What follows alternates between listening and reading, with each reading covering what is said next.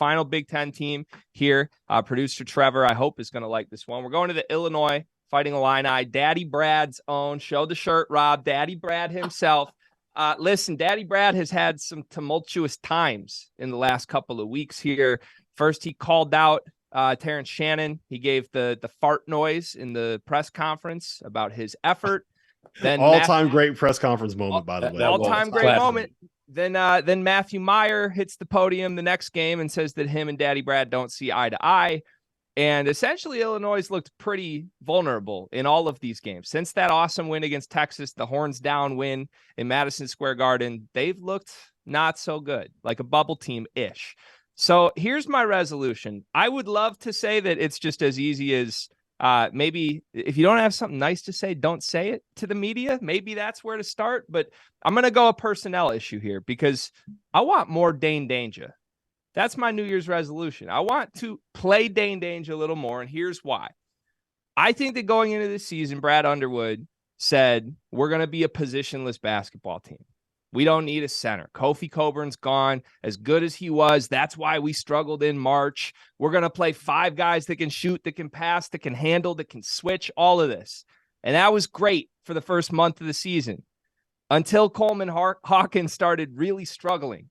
He's been really, really bad the last 5 games when Illinois has looked horrible. He's played 34 minutes a game over the last 5. He's shooting 18% from 3 on 5 attempts per game. He's shooting 34% from the floor on 9 attempts per game, chipping in 3 turnovers for good measure.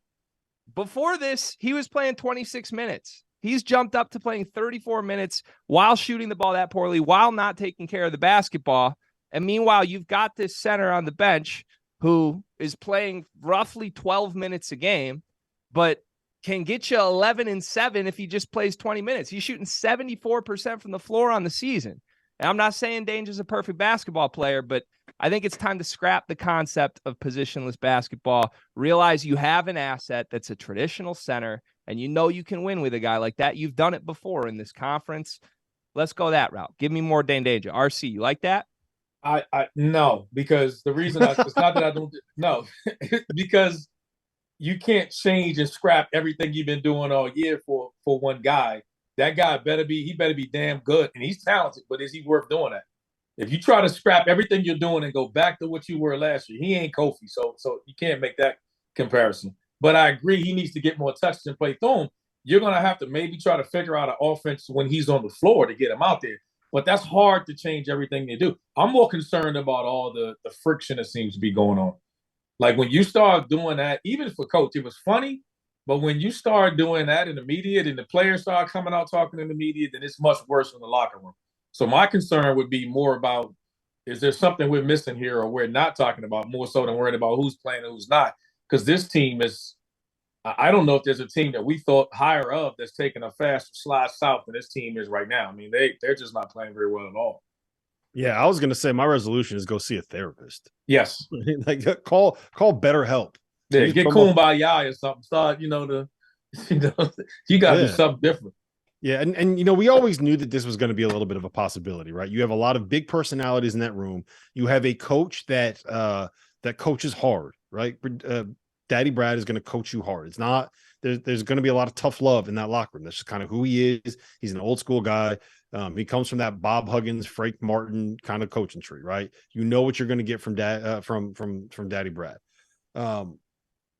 You got to find a way to get along. You got to find a way to make it work, because when it works, we know how good they are. They smacked around, was it UCLA they beat earlier this year? They smacked around UCLA, right? So when it's good, it's good. But I think that it's been a while. They struggled at Maryland, right? They turned around and they probably should have lost that game against Texas at the Jimmy V. They were down by 10 in the second half. They kind of got a little bit lucky down the stretch. Jaden Epps made a couple of big shots. Terrence Shannon finally got going in overtime. I think that was the last time that we saw the Terrence Shannon get going. They played horrible against Penn State at home. They went out and they got a win against, I can't remember who it was. It was a bye game when Matthew Meyer came out and started cussing everybody out. Then they got utterly humiliated in the bragging rights game against Missouri, right? It got so bad that the Missouri fans that hate themselves on our chat, the guys from the 3-man weave, Kai and Jim, they hate themselves for being Missouri fans. Those guys were celebrating and partying. They were talking trash to producer Trevor. He's in Alina. They were talking trash to producer Trevor. That's how bad that has gotten. Missouri fans have the bragging rights on Illinois. You need a therapist, man. You guys got to come together. You got to find a way to make this thing work. You're too talented not to, right? Put this in all seriousness. Put your egos aside. Like if you're Terrence Shannon, right? Listen to what this guy's going to tell you, because I think the best case scenario for Terrence Shannon is Ayo Dosunmu. We saw what Ayo Dosunmu did under Brad Underwood. He's now playing for the Bulls. He's now he's going to end up having a nice little NBA career, right?